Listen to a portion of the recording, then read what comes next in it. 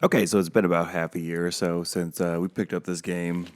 So I figured we'd just do a little bit of recap here, what's going on, all the misadventures that the squad has had, and how many people have died, and how many times you guys have fucked up and succeeded. Okay, here we go.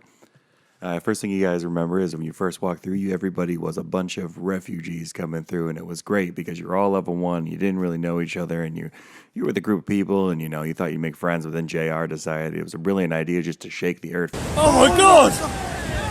Oh my god! Oh! For shits and giggles, and he killed a bunch of innocent refugees who ran into the mist and got turned into zombies.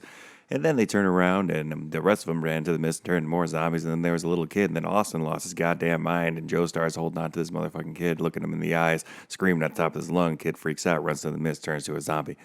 So you go from having about 50 people that you thought that you'd take with you into this journey, and you only come out with one kid.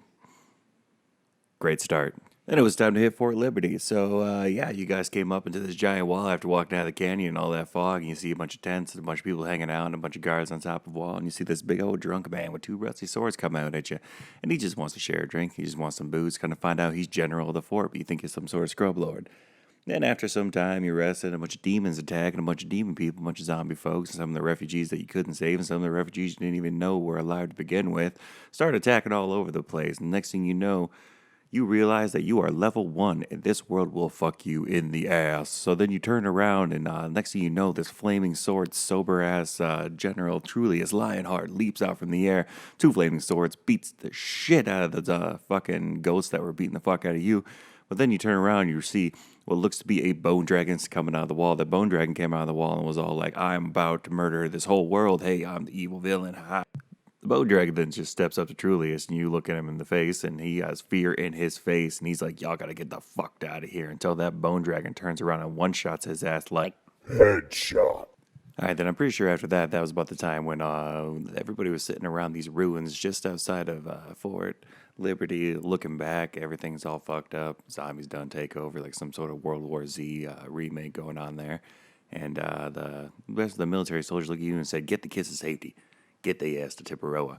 So now you got all these orphans, and you're thinking like, yeah, we're gonna go ahead and transport these orphans from A to B to C, and then you get to this bridge, and all of a sudden on the bridge there's bandits, bandits behind you, bandits in front of you, orphans in the middle, and next thing you know, people are just fighting, scrapping, stealing orphans left and right, and then all of a sudden one of the orphans gets kidnapped, and fucking Joe, what the fuck was Joe's name? It's been so goddamn long. His name is. Jack Russell. I don't know. Joe jumps out and decides he's going to one-on-one the dude, all right? And this is when some amazing stroke of luck shit happened because he was done. He got beat. And you know what? All the orphans are going to die. You guys almost were responsible for the death of like 20 plus orphans. But then J.I. had to slip in, give him a little touch of life, brought him back to life. Then Joe got up, snuck up on him, kicked his ass. And you guys won. That was some heroic ass shit to start with, and you made your way on to Tipperoa. So you get to Tipperoa, and you meet a little Redwood Sureside and Gorn Bayroth, and Redwood Sureside is a little gnome man just booping people on the snoot, hanging out with the Nicks and everybody else, and just having a good damn time. And they're telling you got to go hang out with the High Council. And I think this was the one where we had a whole lot of talking and not a lot of other stuff happening. So, yeah, not a lot of stuff happening. But you guys decided to, listen to some quest lines, and you decided the best thing to do would be to go check on some refugees. Because one dude was like, hey, kill some people up north in the Orc stronghold. The other one was like, hey, go back and research this stuff. And this third person was like, there's some refugees just like you that need some help out to the west. And there's some shit going on in the west you went to investigate. So you guys go see where the refugees are. You see that there's a sign of struggle. You see blood all over the place, but you see no signs of life. And you see drag marks. You see footprints leaving in different directions. You get to Fort Bloodhand, and you're like, okay, the refugees are here. And you do the one thing that you don't do, but y'all didn't know about yet, which is split the party. So you went ahead and split the party. Two going in the front. You had the orc walking around with the elf. What the fuck was his name? I forgot. Minerva. That's it. So you got Legma and Minerva going through the front door. You got everybody else going through the back door, sneaking around. They get through the front door, and I had you guys go into different rooms. And once you get to the front door, they're like, oh, these are nice orcs. These are friendly orcs. But the people sneaking around the back didn't know. And y'all almost straight up murdered an orc kid just playing ball in the alleyway at night, hanging out in his own home. You guys were almost terrible people right from the start. It would have been dead orphans, dead refugees, and then you murdered an orc child for no goddamn reason. But luckily, nobody got killed. So you guys snuck right on in there. You realize there was nothing afoot. Nick found his mom. That was pretty neat. Yes. Oh. And then Nick lost his mom. That really sucked. No. Big Bo was covered in ashes. And then there was some confusion about the assassin that turned into a cube. And who has that cube? I still don't actually know who has that cube. Somebody put it in their inventory. So please speak up if you do have this human meat man cube. And we can go ahead and let that roll into the inventory. It has nothing to do with the story. It was just somebody's got to have meat cube.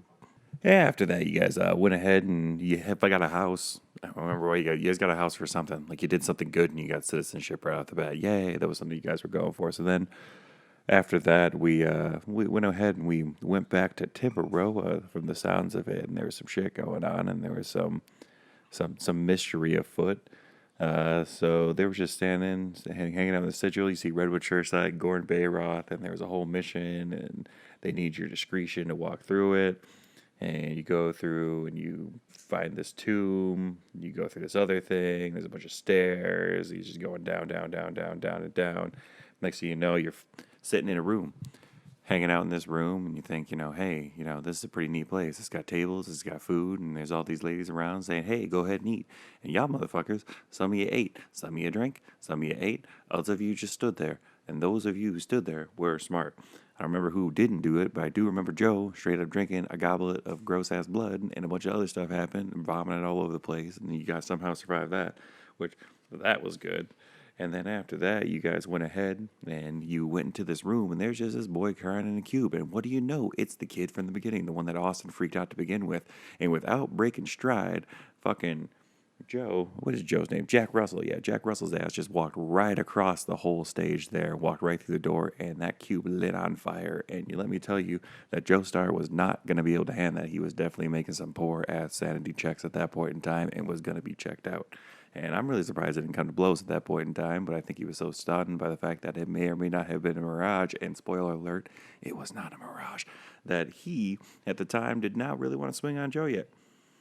So then they go into the next dark room, and there's this whole big thing of treasure chest, and, there's this ghost there, and he's like, don't touch my fucking treasure chest. And you guys are smart. Didn't touch treasure chest. They were all mimics. So then you went into the next room, and there's a whole pile of treasure, like some sort of Aladdin episode. You don't touch anything except for the... What the fuck were you trying to find again? Path, and there's a pedestal. There's a flask. You gotta get that flask. All right? So that's all you gotta get. So they went in there, and all of a sudden, somebody started to lose their mind a little bit. It's Cole. He had to touch the treasure. He said he wanted to touch, just poke everything. So we got up there. You guys almost dragged him out, but then he poked the treasure. All of a sudden, the treasure started multiplying. And next thing you know, the room's filling. There's treasure coming out in waves. You got goblets coming through like giant hailstones from the sky, filling up every single room. And you're running out the door. You're running back through every single place you go there. And you all of a sudden realize that you don't have enough time. And one person's got to go at a time. But everybody made it out. And nobody drowned in a sea of gold. So that's pretty good. It was at that moment, though, after the success of making it through the temple, the first member of the party was fallen. It was nighttime, and everybody was weary. Nobody had any spell slots. Everybody was at half health. And JR decided he wanted to go for a midnight stroll. Just wanted to split from the party, go on an adventure. Walked miles and miles away. We rolled for a random encounter. I still feign that I did not kill JR, and you can't prove it. And that glove never fit, and y'all can't say shit about it. But his ass got eaten by a displacer beast. And you know what? He had the opportunity. He could have rolled some death saving throws. I was about to let that displacer beast just gnaw on him completely. You guys might have been able to get it, but he failed those fucking death saving throws. And we had the first death. He's dead! He's dead, Ligma!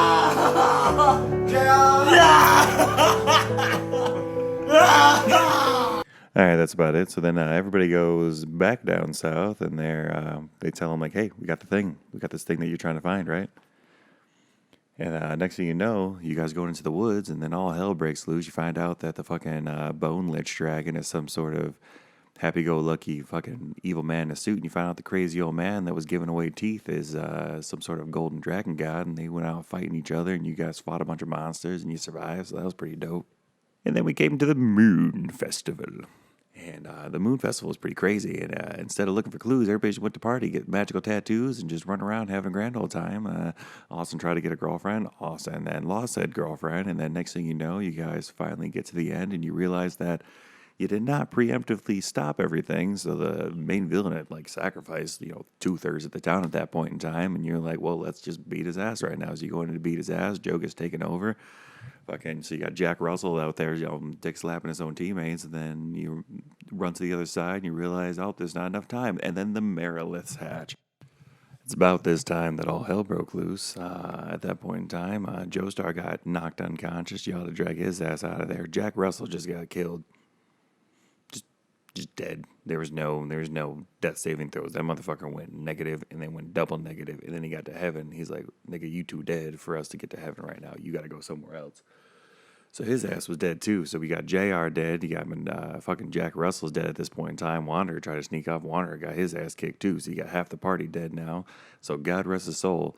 By encounter number 4, we had lost JR, got his ass kicked. We lost Wanderer, got his ass kicked. We lost Jack Russell, got his ass kicked. And Joestar's unconscious, but then went crazy for some reason later on because, lost all of his party. And the fucking James was lit on fire and stuff, and he sprouted wings and then just kind of flew off into the jungle to eat poop in the woods.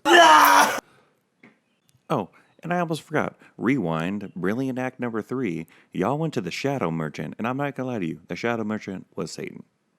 There's no way around that. He had a bunch of free stuff and said you didn't pay with money, wink wink, that you would pay in time, wink wink, and y'all cleared his table out. Freaking the Illyrian necklace was taken by Legba, who made him go blind, and fucking all he could do was see through this necklace. There was a love potion. Thank goodness Wanderer set that thing aside and did not use it. There was a dancing goddamn ferret that Joestar was having, and this dancing ferret was pretty cool until he stole his stuff and put it into some sort of hentai tentacle pit. And then you had a goldfish in a bowl. Just a goldfish in a bowl. Just evil ass goldfish. I'm gonna be really honest with you. That was an evil goldfish, and it ate the other goldfish, the good goldfish. There's just goldfish murder. And then I don't think anybody took the monster mask. No? Oh, yeah. Oh, man. I'm reading this now. There's so many other cool shit that wasn't taken. Yeah, that's fine. But you moved on. You got some new people on your team, and that was pretty neat. I don't even remember everybody's name at this point in time, so I'm not even going to try. So I'm going to call you by your regular name. All of a sudden, you guys were hanging out at your house over in Port Serdio, and the sea parted like goddamn Moses was splitting the shit, and out came fucking Aquaman and his forces. And they started talking, and that's when mishap started to happen to Legba, and he was attacked by crabs. Got his ass beat, and y'all lit him on fire. Light it. All right, that was great. So after lighting that dude on fire, you guys went ahead and you hung out with Lord Aquanon, the interim leader of the Aurelians, the sea folk that nobody thought was still alive, because it's kind of like Atlantis. It's hidden. You don't assume anybody's around, but really they're just in some sort of undersea bubble. So at that point in time, you guys had to go down to this temple. You ended up fighting some big old crab people. Legba weaponized every single last freaking sea animal you can find. So right now, the ocean is full of fish with knives, and there's a shark just freaking strapped from head to toe. So after weaponizing the sea life and defeating everything else in there, you guys ran into Satan underwater, and Satan almost broke Legba's axe. And I'll be honest with you, I tried to break that axe. I really wanted that axe. I overpowered that axe. But you know what? He rolled through it, and he deserves to keep that axe. Congratulations, Legba. You went to this windmill, and you were sneaking past some stuff, sneaking past some people. I think this is when Nick picked up that mentally handicapped horse from Rent-A-Horse and decided he just wanted to buy this poo brain horse. Peter, I don't think it's wise to have a brain-damaged horse as a house pet. Shut up! You don't know nothing. So he's got a poo brain horse, and you guys are sneaking around at this point in time, and you go into this windmill, and you get down to the bottom of the windmill, and you realize there's some crazy monkey. You don't know what the fuck he's saying. He's shadow stepping, just karate kicking everybody in the teeth, and you somehow convince him that you're not a threat. Come on, Austin, get it. Come on, priest. Get in, priest. Get in. And next thing you know, what comes down the steps? Fucking Merilith again, and you guys ran through the portal. Don't think at that point in time, I can't remember what the trigger was to save it, but you didn't do it. That's what happened. You guys didn't save it. So next thing you know, the fucking monk, you see him from across the town, because now you guys are all the way north up here to the Cathedral of Serene. And you look out, and there's a big fire pillar, and you try to run away still, and you got this dragon egg, and all of a sudden the egg hatches into some sort of weird little dragon baby, and then you end up teleporting to an island. And once you're on the island, you realize it's all deserted. You run around, you try to make stuff out of coconuts, and then there's this whole necklace thing. You almost put the necklace on a poo brain horse, which would turn him into a poo brain storm giant. But instead, fucking Joe's character has got his goddamn collar around his neck and running around looking out the ocean. You guys beat up a kraken by weaponizing and equipping Joe with all of these things, like he's some sort of Power Ranger Zoid, and giving him coconut cannons and shotgun blasts, and that's where we left it.